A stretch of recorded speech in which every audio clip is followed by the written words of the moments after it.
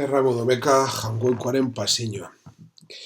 Gaur aste santuari hasiera emango deutzagu, garaipen kutza dauan keinuagaz.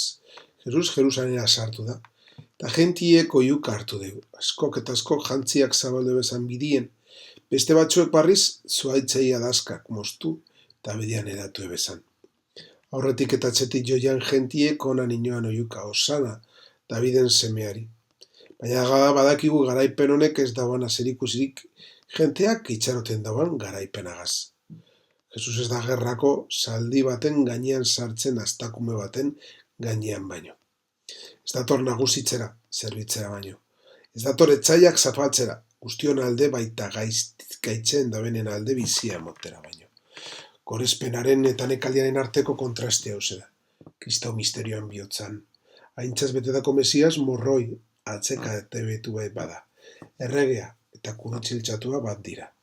Jaungoikoaren aintza gizakiaren ahalean ez ezik, azken muturreraino emoten den maitasunean agertzen dela esan jaku gaur. Danan ondo doan postua, gagozanean besteak haien atzetik doazela ikusten, erraza da Jesus goratzea. Baina benetako fedea, isultasunen, abandonaren gurutzaen unian jartzen da proban. Horregatik gaur, hauze galdetu beharko geuzkio geure buruai. Zelako jarraitzea gara. Komeniakunean jarraitzen dugu bere atzetik, ala kurutzea lepoan hartu behar danen egiten dugu. Gaur osana, oiokatu doan asko kurutzera, oiokatu da barikoan. Nik ez nagoa dosunegaz, baina bueno. Ez gaitezela horretakoak izan, bildurrezadorea. Ez dugu itxaropena galdu behar. Aste santua benetako baitasuen eskola baita. Hemen egundoko aukera daukagu Kristoren baitasunari gure burua aldatzen eizteko. Ez da ohitura edo tradizio hutsa. Gure fedearen misteriorik handienaren eguneratzea da. Kristo gure dotik igaroko da. Kurutzerantz doa. Eta beragaz joan gaitezera gura dau. Ez alperrik sufritzeko berakles maitatzeko baino. San Paulo modinoan ez apaldu eriotza onartzeraino esaneko izan zen. Horregatik aintzaz bete zen. Kristoren sentipen berak izan daiguzan. Leguntza eskatu dautzago jonari kurutze bako erramudun horrezpen utzaren kristinago izan ez gaitezan. Beragaz Jerusalen sartu gaitezela baina bere ondoan egon gaitezela Gezemanin kurutzean ondoan ezan eta azkenik Pasko argian.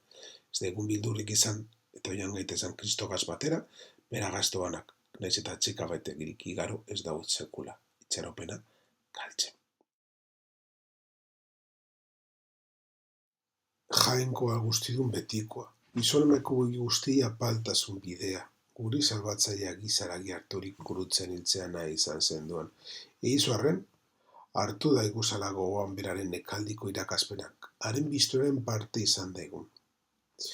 Otoitz honetan, aste santuko sarreregaz, tope egiten dugu eskatzen jakunaren gure begirada ez bakarrik paseinoan zentratzeko oinaz egiza baizik eta apaltasune bide giza eta segurantzko aintzarako ate giza.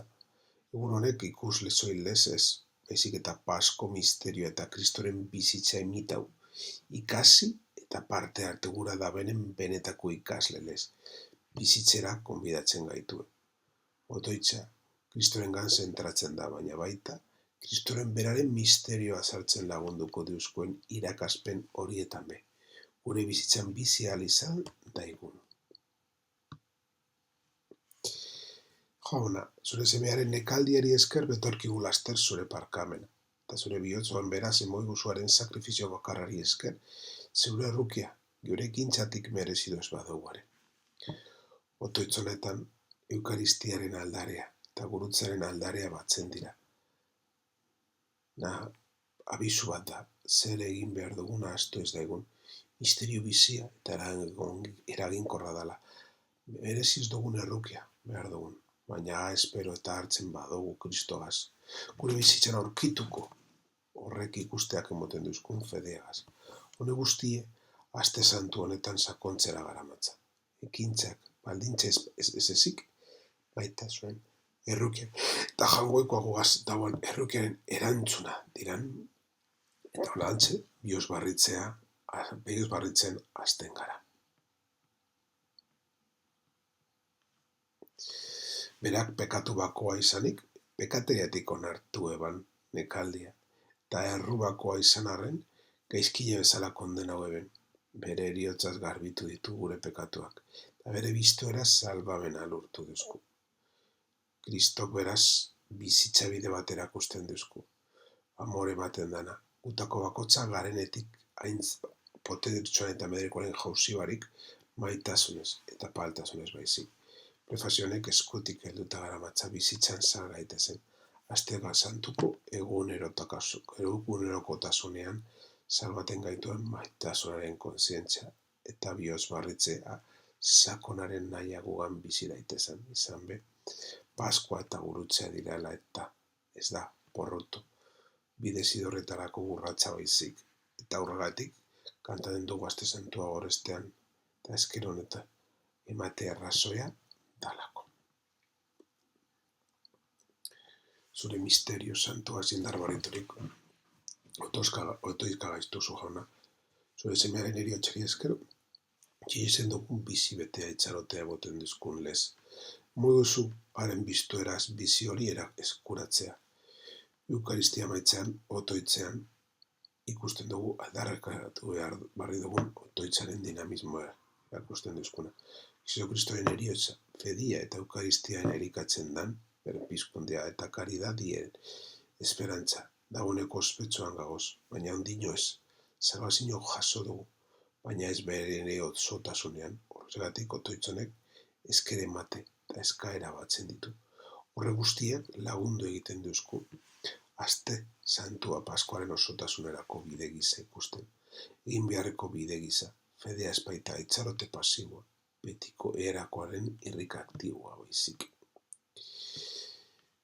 Begira jauna zeure familia honi, honegaitik nahi izan eban eta Jesu Kristo gure jaunak bere bizia gaizkaien eskuetan itxiezu, eta kurutzeko eriotzea hartu. Eukaristia bamaitzeko beden kasinozko otoitzak giru gauzotara garamatza. Lehenengoa Kristok berrorosik dako famililez idefengatzen gaitu. Ez Eukaristia ospatzen batzen diran, izabak nakoen batuketalez. Familia horrek gainera, jainko aitaren maitasunean begiradan fiatzen animeten gaitue.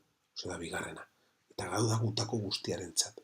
Eta azkenik, pasamortuan, taborren, zenakuluan, eta gurutzeko bidian Kristoren benetako jarraitzea izateko prestaten gaitu. Dana, salvazioko bidea dela jakinda. Aste santu hon izan, amendik igongo gara, ospatuko dugu alkarrekin eta alkarrekin biziko gara.